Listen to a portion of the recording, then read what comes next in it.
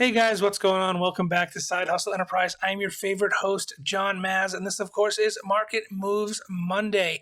Now, this video was very difficult for me to make, to be honest with you. Many takes, and this one probably still isn't going to be perfect, to be honest with you. I just didn't want to add to the noise, to be honest with you guys. I didn't want to add to any of the misinformation and mislead anybody.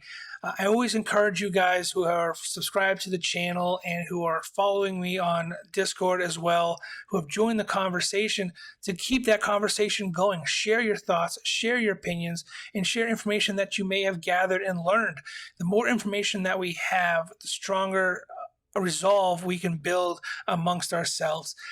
So without diving too deep into the technicals around AMC, around the market and GameStop, I am going to share my opinions with you guys on what's going on, what we saw last week, and moving forward in the market this week. Now, I'm not a financial advisor, I'm not a financial expert, so take everything that you hear with me today as just a jumping off point for you guys to do your own research and inviting you to join the conversation. So let's go ahead. Let's take a look at the charts first, see what we got going on. We had a good day today for AMC, in my opinion. And last week wasn't too bad either. So let's see what we have.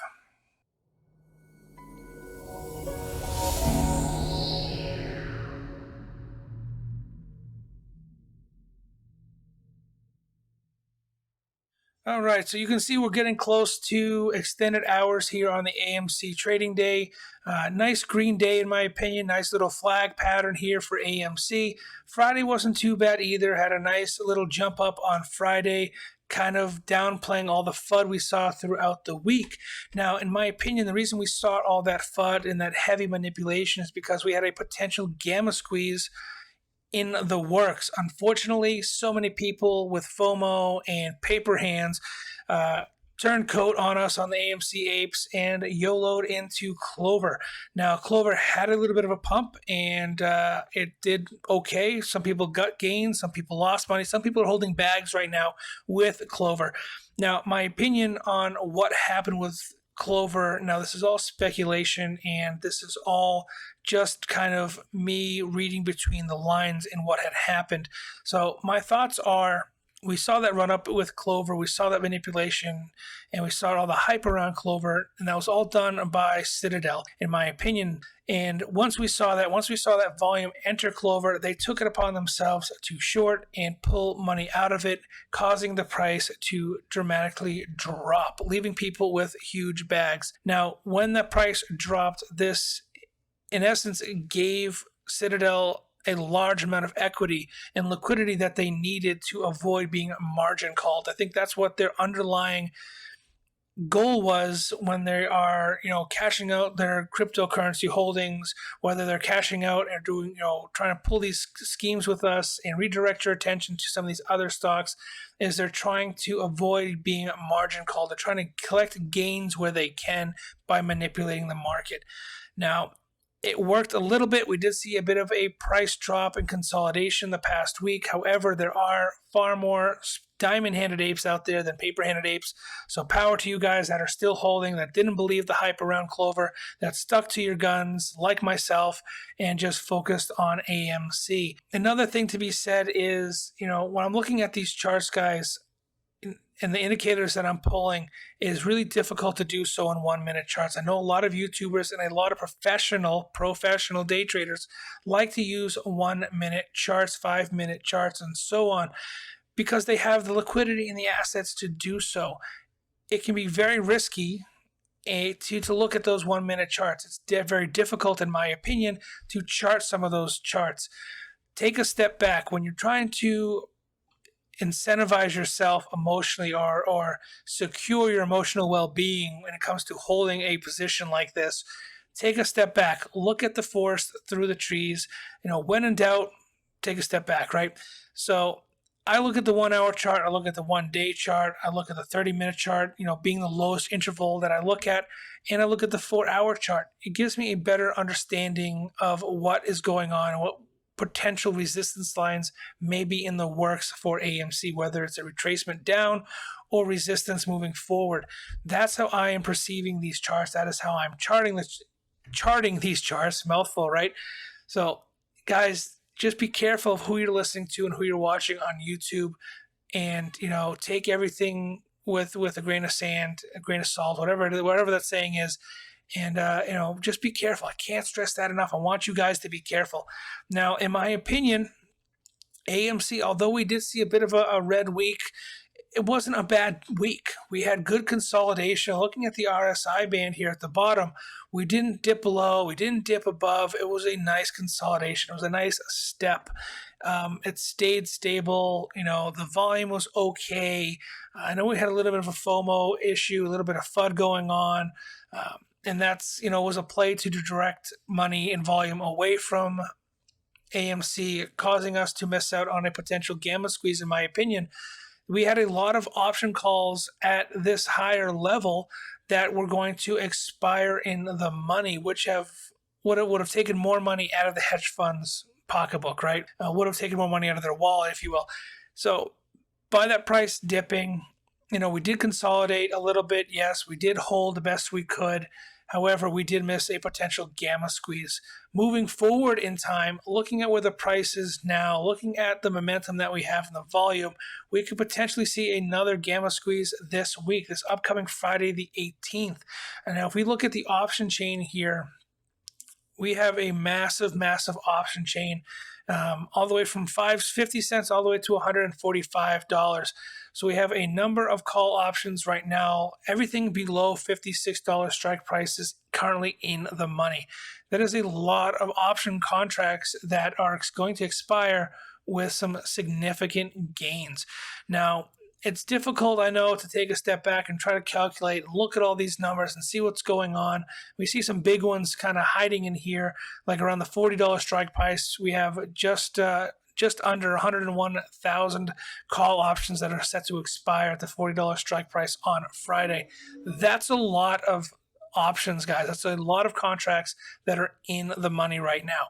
So I'm going to direct you guys real quick to a site that I like to use that kind of puts everything in perspective, kind of gives us an overall understanding on where our option chains are. It's a nice little site, in my opinion. It was put together real cleanly. It is amc.crazyawesomecompany.com. I thought it was a pretty clever name, AMC right there in the name and so on. It gives you a lot of information, and it can be a little daunting sometimes, but I'm going to show you what I focus on. Obviously, number one, I'm going to be focusing on the price of AMC, obviously, right? And the shares borrowed. Now, a lot of people are freaking out a little bit and looking at these higher numbers. Well, they're not really high numbers in terms of the overall shares of AMC and the synthetic shares of AMC.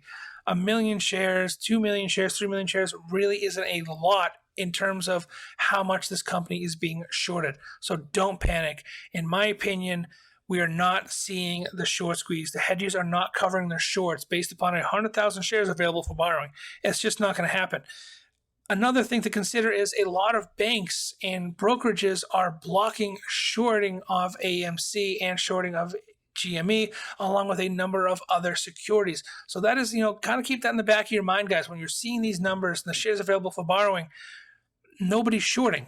There's fewer and fewer brokerages now that are actually allowing their customers to short AMC. So keep that in mind. Take a deep breath, relax. Now let's take a look at the next thing I like to kind of focus on here, and that's going to be the option data.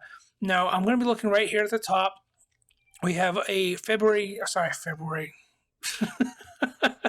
I'm not cutting this out. I'm leaving that. That's an honest mistake on my end. The 18th is Friday, okay? June 18th is Friday. We have 477,602 current option calls that are expiring in the money. Now, as the price of AMC goes up, as FOMO for AMC goes up, as volume for AMC goes up, this in the money number of contracts will increase. The more this increases, the more pressure it's going to put on the hedge funds. When the more pressure is put on the hedge funds, the more they have to dip into their margin. And what we're going to potentially see is a margin call on a lot of these hedges, as this gamma squeeze could potentially spike and take off on Friday. This gamma squeeze, in my opinion, because it is so large, because we have so many call options in the money right now, we could get it could be the catalyst. It could be the spark, the match that ignites this rocket for this, short squeeze that everybody has been waiting for. That's my thoughts. That's what I see kind of going on here. Unfortunately, we didn't get this gamma squeeze last week, but we have another potential one coming up this week. So fingers crossed, guys, that kind of happens and works out for us. I know I'm currently holding AMC. I've shared that with you guys in the past. I always encourage you guys to join the conversation. Share your thoughts, share your opinions. I can't stress that enough. The more we talk about it, the more we understand what is going on, the more comfortable more people will be with holding on to some of these positions. And, they will have a better, clearer exit strategy in mind. I'm holding for the small guys. I'm holding quite a bit.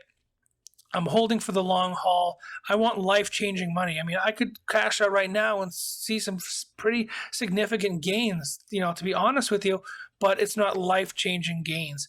It's not going to make or break my year. I'm holding out for the higher numbers. I'm holding out for life-changing, generation-changing amounts of money.